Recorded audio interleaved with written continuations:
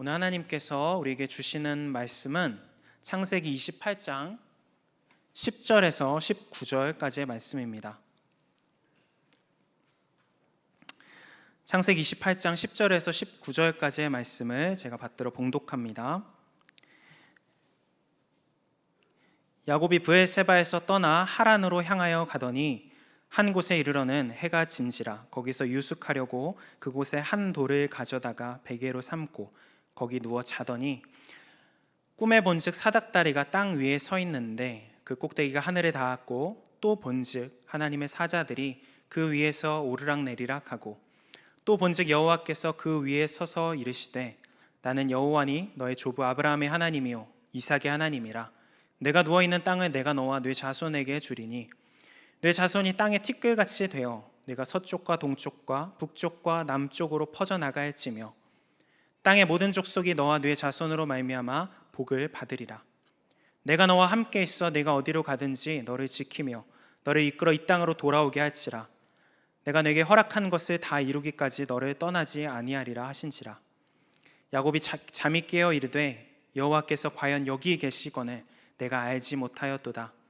이에 두려워하여 이르되 두렵도다 이곳이여 이것은 다름 아닌 하나님의 집이요 이는 하늘의 문이로다 하고 야곱이 아침에 일찍 일어나 베개로 삼았던 돌을 가져다가 기둥으로 세우고 그 위에 기름을 붓고 그곳 이름을 베델이라 하였더라. 이 성의 옛 이름은 루스더라. 아멘. 요새 유튜브나 또 각종 SNS를 보면요, 일명 쇼츠 영상이라고 하는 짤막한 영상들이 참 많이 있습니다. 이 쇼츠 영상이란 1분 내외의 아주 짧은 영상들을 말하는데요, 주로 영화나 드라마에 임팩트 있는 장면들을 모아서 또 편집해서 올라오는 경우가 많습니다. 이 쇼츠 영상의 장점은 적은 시간을 투자하고서라도 그 영화나 드라마의 아주 주요 장면, 임팩트 있는 장면들을 골라서 볼 수 있다는 점이 있겠죠. 짧은 영상을 또 보다가 흥미가 생기게 되면 자연스럽게 또 전체 영상을 찾아서 보게 되는 그런 광고 효과도 있습니다. 반면에 이런 쇼츠 영상이 가지고 있는 위험성도 적지 않이 있습니다. 부분적인 한 단면만 보고 그것이 전체라고 착각할 가능성이 있기 때문입니다. 영화가 되었든 드라마가 되었든 어떤 이야기나 인물을 볼 때는 앞과 뒤의 이야기와 함께 전체를 조망하는 관점이 참 중요한데요, 이 쇼츠 영상들은 단편적인 어떤 장면과 부분적인 단락만 끄집어내서 확대해서 보여주기 때문에 긴 호흡을 가지고 전체를 바라보는 관점을 자꾸 놓치게 만들 수 있는 것이죠. 그래서 한편 이런 생각도 해보게 됩니다. 쇼츠 영상에 살고 있는 우리는 어쩌면 무엇이든 너무 짧은 호흡으로 지극히 작은 한 단면만을 보고 그 단면이 이야기의 전체인 것처럼 또는 그 인물의 전부인 것처럼 너무 쉽게 단정 짓고 있지는 않은가. 이런 관점의 중요성은요, 성경을 읽을 때에도 마찬가지로 동일하게 적용이 됩니다. 앞뒤 맥락을 무시하고 성경의 어떤 단락 하나만 떼어서 읽는다거나 구절만 떼어서 읽는다거나 어떤 인물의 한 장면만을 부각해서 보는 방식으로는 아무래도 편협하고 왜곡된 성경 해석으로 기울어지기가 쉽습니다. 그래서 성경을 읽어 나갈 때 부분만을 보는 것을 넘어서서 앞뒤 문맥과 전체를 함께 보려는 노력과 연습이 참 중요하다라고 할 수 있겠고요. 그런 의미에서 성경 전체를 긴 호흡으로 읽어 나가는 통독이 참 중요하다라고 볼 수 있습니다. 우리 작년 성도님들께서는 이미 열심히 또 통독을 진행 중이신 것으로 알고 있는데요, 중고등부와 청년부가 속해 있는 드림교회도 오늘부터 또 하반기 성경 통독을 시작하게 됩니다. 이렇게 하반기에도 온 교회가 성경을 긴 호흡으로 계속해서 읽어나가면서 성경을 통해 말씀하시는 하나님의 풍성한 이야기를 좀 건강하게 조망할 수 있는 관점이 자라나는 은혜가 있기를 소망해 봅니다. 이런 맥락에서요, 오늘 우리가 함께 읽은 본문도 이 본문의 장면만이 아니라 앞뒤의 상황과 좀 더 넓게는 창세기 전체의 맥락과 함께 연결해서 같이 생각해 보며 말씀을 나눴으면 좋겠습니다. 창세기는요, 복에 대한 이야기가 참 많이 나오는 책입니다. 여러분이 가지고 계신 어떤 성경 어플을 통해서 검색 기능이 가능하다면요, 복이라는 단어를 검색해 보시면 구약 성경의 다른 어떤 책들보다도 압도적으로 그 빈도수가 많습니다. 몇 가지 굵직한 예만 골라서 말씀드려 보면요, 먼저 창세기 1장에서 천지창조 이야기가 나올 때도 하나님이 자신이 창조한 첫 사람들에게 생육하고 번성하여 땅에 충만하라 말씀하시면서 복을 주신다라고 강조해서 기록합니다. 조금 후에 창세기 9장에서 똑같은 말씀이 다시 한 번 더 반복됩니다. 노아의 홍수 이후에 다시 새로운 하나님 나라의 역사를 시작해 가려 하는 아주 중요한 시점에 똑같은 말씀을 한 번 더 반복하시며 다시 한 번 더 그들에게, 사람들에게 복을 주시는 모습이 강조되죠. 믿음의 조상 아브라함을 부르실 때는 복의 개념이 더더욱 강조됩니다. 아브라함에게 복을 주시면서 아예 너의 존재 자체가 복의 근원이 될 거다라고 말씀하시죠. 이후에 이어지는 이사, 또 야곱, 요셉의 이야기에서도요, 복이라는 단어는 계속해서 핵심 키워드로 등장을 합니다.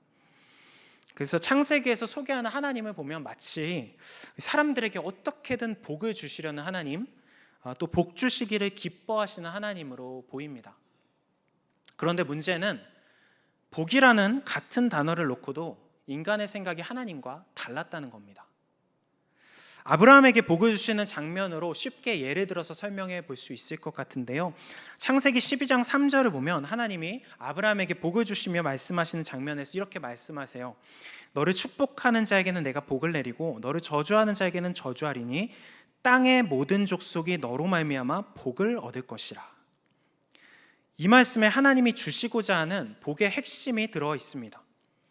하나님이 주시고자 하는 복은 무엇입니까? 개인 혼자만 잘 먹고 잘 살게 되는 복이 아니라 나를 통해 다른 이들이 복을 누리게 되는 겁니다.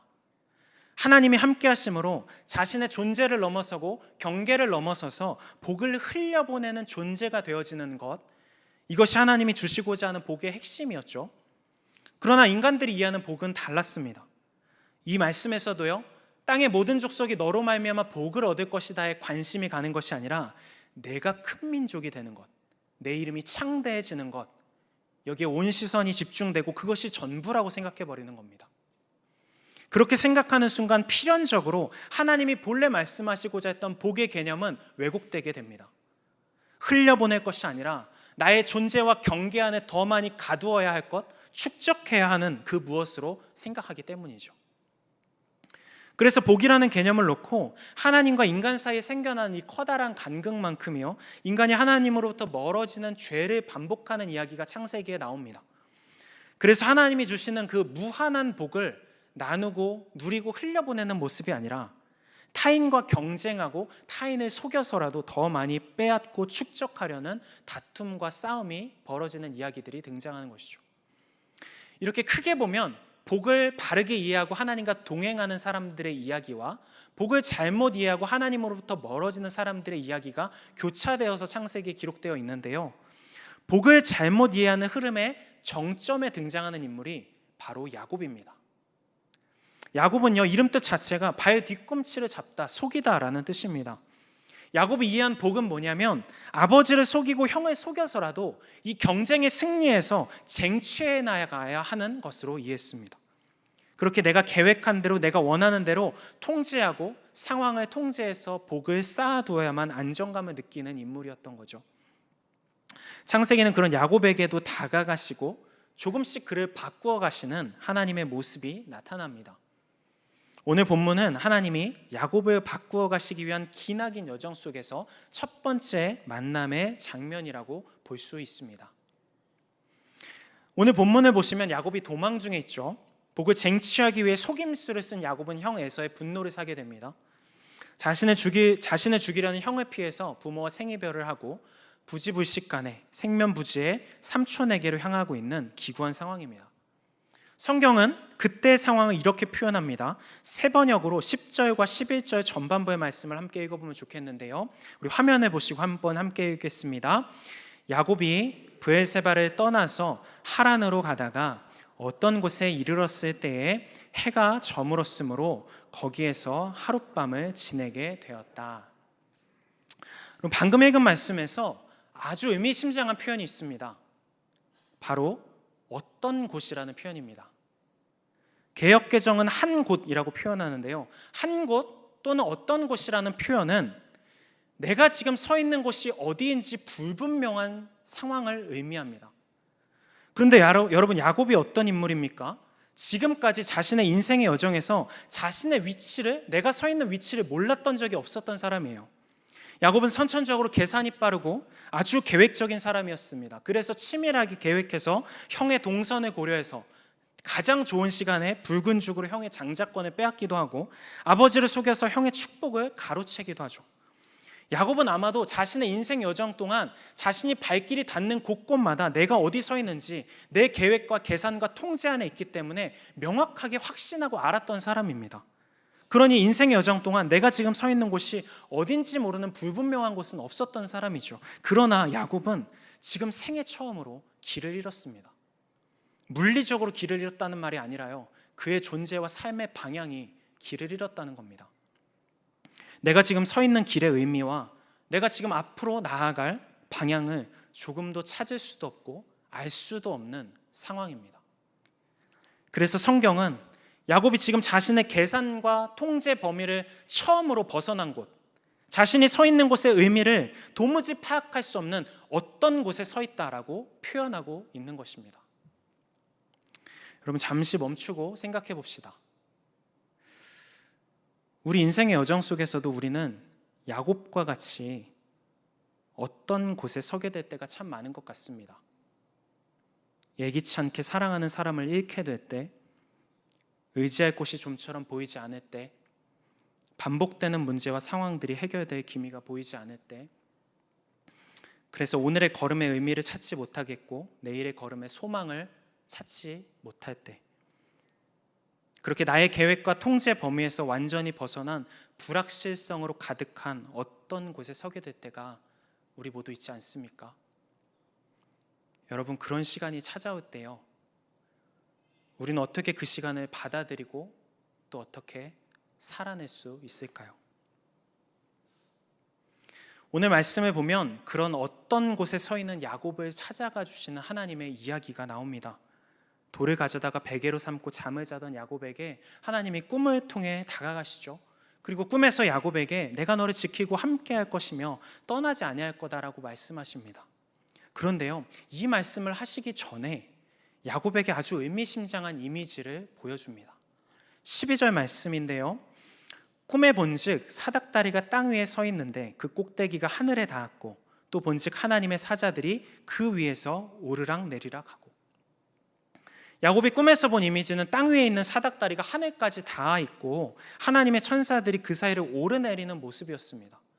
근데 여러분, 한번 생각해 볼 일입니다. 내가 너와 함께 하겠다라는 말씀만 하셔도 사실 충분하지 않았을까 싶습니다. 그런데 굳이 왜 야곱에게 이런 이미지를 하나님이 보여주신 것일까요?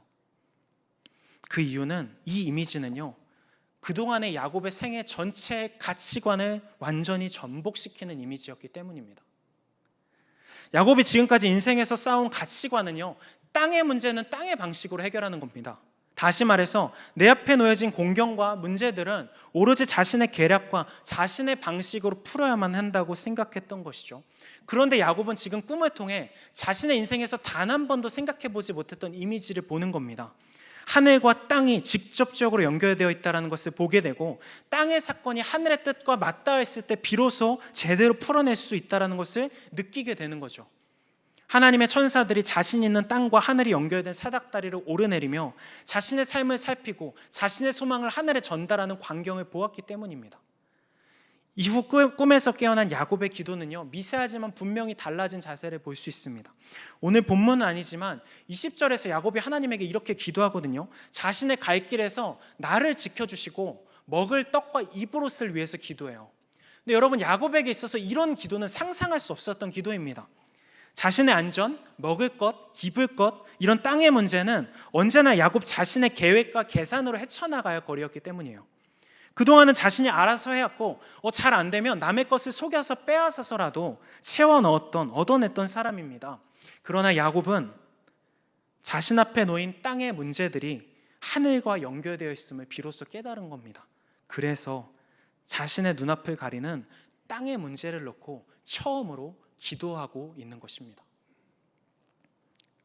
저는 오늘 본문의 장면이 하나님이 야곱의 인생 가운데 찾아오셔서 진짜 복이 무엇인가 가르쳐 주시는 그 기나긴 여정의 첫 시작이라고 생각합니다. 다시 말씀드리자면요, 야곱이 이해한 하나님의 축복은 어떤 개념입니까? 자신의 인생의 여정 동안에서 내 계획대로 인생이 흘러갈 때, 내 인생이 나의 통제 범위 안에 있을 때, 아, 내가 하나님의 은혜 안에 있구나, 하나님의 축복 속에 있구나 라고 생각했던 인물입니다. 그러나 하나님이 다른 이야기를 하시는 거죠. 진짜 축복은 너의 계획과 계산대로 올라가서 너가 쟁취해서 얻어내는 것이 아니라 도리어 삶의 여정이 통제에서 벗어났을 때 오로지 은혜로 주어지는 것이다. 진짜 축복은 남들보다 더 많이 쌓고 축적하는 것이 아니라, 경쟁에서 이기는 것이 아니라, 나를 통해 내 주위의 사람들이 복을 얻도록 나의 것을 기꺼이 나눌 수 있게 되는 삶으로 나아가는 것이 진짜 축복이다. 무엇보다도 길을 잃지 않게 되는 것이 축복이 아니라, 때로는 길 잃은 어떤 곳에 있다 할지라도 여전히 함께 하시는 하나님을 가장 크게 볼 수 있다면 그것이 가장 소중한 복이다라고 말씀하시는 겁니다. 비록 야곱의 인생이요, 하나님과의 이 강렬한 만남 한 번으로 완전히 다 바뀌지 않습니다. 우리가 잘 알고 있듯이 야곱은 이 이후의 인생을 보아도요, 자신의 그 깨달음을 압도해버리는 것 같은 상황이 또다시 찾아왔을 때 다시 이전의 모습으로 돌아가요. 자신의 계산과 속임으로 또 복을 쟁취하려는 모습을 보입니다. 그럼 여러분, 오늘 본문의 사건은 무의미한 것인가요? 결코 그렇지 않습니다.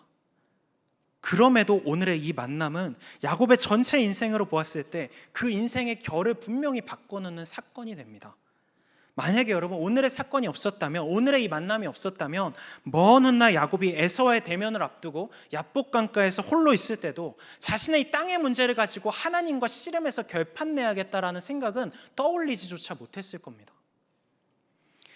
이렇게 하나님은 야곱에게 다가가셔서 말씀해 주시고 상황과 문제를 바라보는 그의 해석과 관점을 변화시킵니다. 그로 인해 아무런 의미를 발견하지 못해 한없이 두렵고 불안하기만 했던 어떤 곳은 하나님의 임재가 가득한 하나님의 집이라는 베델이 됩니다. 여러분께서 오늘 말씀을 들으시면서 이런 생각을 하실 수도 있을 것 같습니다. 어찌되었건 야곱은 이렇게 생생하게 하나님에게 계시를 받았으니 이런 변화가 생긴 것 아닌가. 오늘을 살아가는 우리에게는 이런 생생한 계시가 없는데 우리가 어떻게 달라질 수 있겠는가. 그런데 여러분, 가만 생각해 보면요, 야곱의 상황도 비슷했겠다 싶습니다.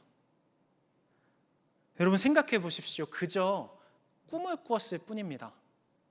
우리 모두 그렇지 않습니까? 우리가 지난밤에 아무리 현실과 같은 생생한 꿈을 꾸었다 하더라도 말이에요, 그 꿈에서 깨면 우리가 뭐라고 말합니까? 에이, 뭐야, 그냥 꿈이었네 말합니다. 왜요? 그 꿈은 아무리 생생하다 한들 현실에 어떤 영향력도 줄 수 없고 어떤 관계도 없는 그저 꿈이기 때문이에요. 여러분, 야곱도 꿈에서 깬 후에 그냥 한낱 꿈이었구나라고 말할 수 있지 않았을까요? 왜냐하면 그는 여전히 도망자 신세고요, 여전히 통제불능의 불확실성의 한복판에 있는 현실은 조금도 바뀌지 않았기 때문입니다.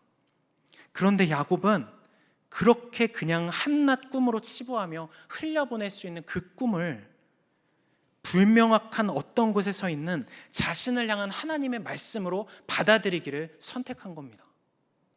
그리고 그 하나님의 말씀을 자신의 땅의 문제, 현실로 가지고 들어온 겁니다. 그리하여 16절에 고백하죠. 야곱이 잠에 깨어 이르되 여호와께서 과연 여기 계시거늘 내가 알지 못하였도다. 한낱 꿈이 아니라 자신의 삶을 붙들고 새롭게 인도하시는 하나님의 개입, 하나님의 돌보심, 함께 하심으로 믿음으로 받아들이고 고백했던 것입니다. 하나님은 지금 우리에게도 다양한 방법을 통해서 생생하게 말씀하십니다. 예배를 통해서, 말씀과 기도를 통해서요, 공동체 안에서 누군가의 조언을 통해서, 또는 상황을 통해서. 물론 여러분, 이 모든 것들을 우리가 대수롭지 않게 흘려보낼 수 있습니다. 어찌되었든 내 삶의 현실과 아무 영향도 없는 그저 설교일 뿐이다, 그저 예배일 뿐이다, 그저 사람의 조언일 뿐이다 라고 말입니다. 하지만 다른 선택도 할 수 있죠. 예배를 통해, 말씀을 통해, 누군가의 조언을 통해 하나님이 어떤 곳에 서 있는 길 잃은 나에게 말씀하시는구나라고 말입니다. 어떻게 해요? 야곱의 삶에 이렇게 나타난 내가 어떤 곳에 서 있어서 두려워하고 불안해하는 너의 삶의 자리에도 다가갈 것이고 네가 다 알지 못하는 은혜로 너를 돌볼 것이다. 그러니 두려워하지 말아라. 사랑하는 성도 여러분, 바라기는 여러분에게 세미한 음성으로 다가오시는 하나님의 말씀하심 앞에 민감하게 반응하며 온 마음으로 받아들이는 믿음의 선택을 하실 수 있기를 축복합니다. 그렇게 우리 안에 들어온 말씀은 우리가 서 있는 어떤 곳을 하나님의 함께 하심의 현장으로 새롭게 바라보고 해석할 수 있게 되는 능력이 될 것입니다. 저는 오늘 말씀을 묵상하면서 우리 성도님들 개개인의 상황도 있지만 우리 교회의 상황과도 연결되어서 생각이 되었습니다. 여러분, 어쩌면 우리는 모두 여전히 불확실성이 가득한 어떤 곳에 함께 서 있는지 모르겠습니다. 우리 중에 어느 누구도 예상하지 못했던 큰 상실과 아픔을 함께 경험했고, 담임 목사님의 부재 속에서 우리가 잘 걸어가고 있는 건지, 우리의 내일이 어떨 것인지 그 누구도 쉽게 단언할 수 없는 모호함 속에 우리가 함께 있는 것 같습니다. 여러분, 하지만 그런 우리들에게 주어지는 복음이 있습니다. 야곱을 포기하지 않고 계속해서 찾아가 주시고 새롭게 하시고 변화시켜 주셨던 하나님이 지금도 우리와 함께하고 계시다는 건 말입니다. 교회는 건물이 아니기에 교회 리모델링은 건물이 새로워지는 것으로 끝나지 않습니다. 우리들 한 사람 한 사람의 기준이 변화되고 하나님의 복을 나의 경계와 특정 장소에 가두어두었던 이전의 편협한 관점이 깨뜨려지고 우리의 계산과 계획을 넘어서서 일하시는 크신 하나님을 경험해가는 이 모든 과정 전체를 통해서 하나님은 우리를 진정으로 새롭게 하실 것입니다. 우리가 길을 잃었다라고 생각되는 그때요, 모호함과 불확실성 속에 두려워하는 그때요, 하나님은 여전히 우리를 위해 일하시고 계십니다. 그런 하나님이 함께 계시기에 오늘 우리가 서 있는 어떤 곳도 결국은 하나님의 집 베델로 고백하고 받아들이게 되는 은혜가 있으리라 믿습니다. 말씀을 마무리하겠습니다. 사랑하는 성도 여러분, 혹시 여러분의 오늘이 야곱이 서 있는 어떤 곳과 같으십니까? 의지할 곳이 사라지고 오늘의 걸음이 자신이 없고 내일의 걸음이 막막한 그런 깊은 한숨 속에 있지 않으십니까? 말씀을 전하는 저 역시 부족한 사람인지라 때때로 그렇게 막막하고 두렵고 마음이 무너질 때가 있습니다. 그러나 오늘의 말씀은 우리가 서 있는 어떤 곳이 하나님이 떠나간 자리, 우리의 삶이 무너지는 자리라고 말하지 않습니다. 도리어 하나님의 가능성이 시작되고 이전에 우리의 관념과 경험을 넘어선 크신 하나님을 경험하게 되는 은혜의 자리라고 말하고 있습니다. 그러니 사랑하는 동역자 여러분, 흔들리는 우리의 마음과 발걸음을 다시 붙잡고 나의 가능성이 아닌 하나님의 가능성을 믿으며 용감하게 주어진 믿음의 길을 함께 걸어나가면 좋겠습니다. 기억하십시오. 성경은 어느 한 곳에서도 우리의 흔들리지 않음이 우리의 상태 좋음이 능력이라고 말하지 않습니다. 우리의 넘어짐에도 우리의 흔들림에도 포기하지 않고 우리에게 다가오시는 하나님이 우리의 유일한 능력이자 복음입니다. 그 하나님으로 인해 우리에게 놓여진 오늘의 걸음을, 또 다음 한 주간의 걸음을 소망으로 용기로 걸어가실 수 있는 우리 사랑하는 모든 성도님들 되시기를 온 마음 다하여서 주님의 이름으로 축복합니다.